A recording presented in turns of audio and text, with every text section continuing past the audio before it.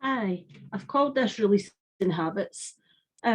So really, in January, it's a kind of tradition like we release old habits. It's actually a good time to release anything around about the full moon time, which is actually just now. I'm recording this on the 18th of January. It's a wolf moon.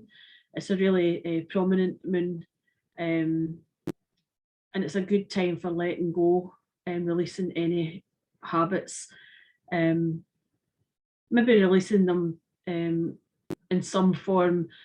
There's many yogic movements that you can do. There's energetic work that you can do. You can do that with a meditation of letting go. You can just physically let go. You can write out what you want to let go. You can have a fire pit outside and maybe get rid of all your paperwork, the stuff that you've written down that you wish to let go of, and just see that being transformed into the fire and into the light, and bring in the dragons for this and the fairies to help you with this, to bring in magical energy.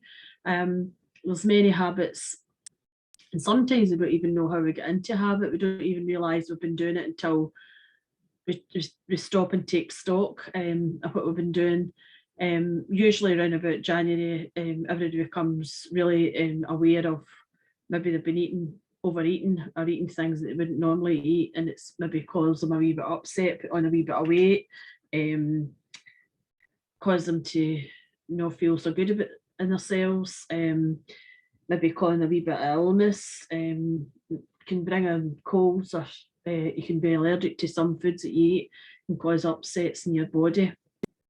Well, what habit would you like to release? Are you ready to release anything? Or is there something in particular you'd like to release? It's maybe you're fed up with yourself, and maybe a certain area, a certain thought process that's maybe been passed down for generations. It's maybe just your own thought process.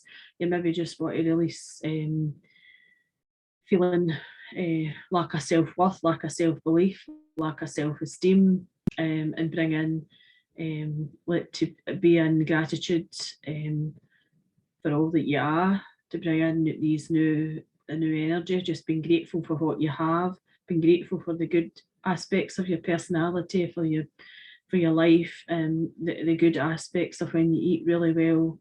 I feel like you should eat probably 85 to 90% healthy, and then don't deprive yourself. I don't believe in depriving yourself of stuff. Obviously, don't gorge yourself with all the unhealthy foods, as we tend to do over Christmas and New Year. But to keep a balance in everything that you do. Maybe you'd like to become, maybe you've never walked and you'd like to just bring in some exercise into your routine. Whatever it is for you, for each one of us, it'll be different. I'm going to see what this card does today for the Guardian Angel cards, and this is 5 of action. Can you see that all right? So this is I feel this is time to get moving in the direction, to get clear, to get clear in your goals, to focus, and then just see them projected into the present moment, and for it all to be coming into fruition for what this new goal is. The message in the card here is your angels want you to know that your current challenges pushes you to be assertive and self-confident. Be willing to stand up for yourself and defend your position. You have the right to excuse yourself from those who bring drama into your life.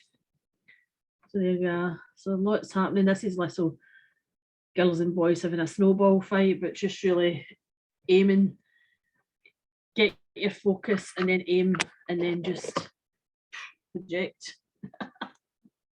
And I'm going to read you here for Louise L. Hay, Meditations to Heal Your Life, page 195. Releasing habits. I release the need to be perfect.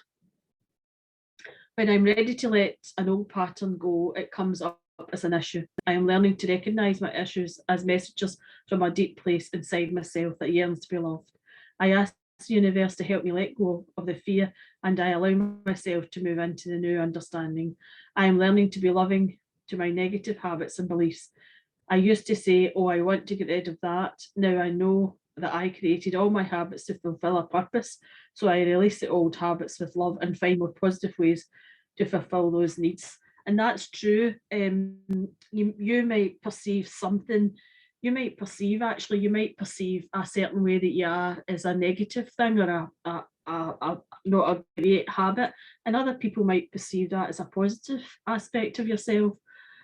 I'm really open and honest. I work from a heart centre, I always have done, and I've been, and many people think that you shouldn't do that. I'm quite emotional, I can be emotional, but I feel like it's a lot of people think that if you cry or you let the emotions out, that that's a sense of weakness, and I feel as if it's letting your chakras be unblocked and it's just releasing. And sometimes you can just cry because it's just needing a release in your body, and you might not even be unhappy. It might just be that you're just so sensitive, you pick up other people's energies, and it's just a release for you. It's maybe a releasing an old habit. You maybe just became aware of, I mean, we know all had times in my life when we maybe said a little things that's maybe not very nice, or maybe said a lot of things that's not very nice and unkind, or we've maybe just jumped to some conclusion about somebody, and then we've realised how wrong we were if I hadn't heard from them for a long time. We realise that now we're all going through our own grief and trundling through a lot of stuff that's coming up, a lot of emotions. It's like an emotional roller coaster. There's no 2 days the same, and everybody's get their own stuff to deal with, and some people are better at expressing that than others, and it's not always, you don't always want to talk to everybody about whatever's going on, or your problems in your life. I mean, when I've got a hearing aid, and I've had a hearing problem for, I don't even know if it's 30 years, but it's a long time anyway. It's something that I've never spoke about, but when I went to see the girl at the hospital, she gave me a new digital hearing aid, which reminds me I've not got it in today. I've been swimming first thing this morning, and away for a steam room. It was beautiful, really good day, morning walk in the park. It was pitch black. Anyway, and she had says to me really to speak to people about that, but I actually feel myself personally that if you go on and on about something that's a disease, an illness, or something in your body, it feels as if it makes it worse, and you focus in on that. It's just like, if we're wanting something to come to fruition, it's to focus on that, to be grateful for it. So I feel that with my hearing, I just bring in the light. I mean, it's moderate to severe now, and it's when I get the hearing aid, everything seems so loud, and I just feel as if it's been quite a tiring couple of weeks for me, because I've been, it's actually feels like a blessing from the angels, but on the other hand, it feels as if I've got so used to being in that quiet space that I've actually became so happy just to be in my own wee space, just having the one ear working properly. But at the same time, there's lots of things that I miss or pick up wrong, or I actually didn't realise how tiring it is, just having the one ear working right. And that lady at the hospital, the nurse at the hospital, said that really, the audiologist, she wants me to talk about it, but I don't feel as if I want to talk about it all the time. I just find that I just don't want to talk about it. Only my close friends and family would know about it, but here I'm speaking about it on here, so I just feel if it's to help somebody else, then I will speak about it. But maybe that's a habit that I need to release, and I feel that we're all dealing with something in our life, some sort of health issue or whatever, and it's how you are, how you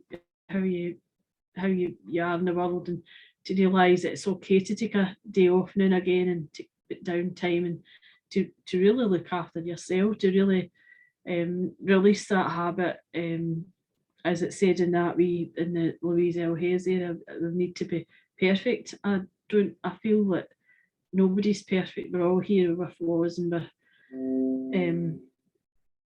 everything else that's going on in our life, and I find it quite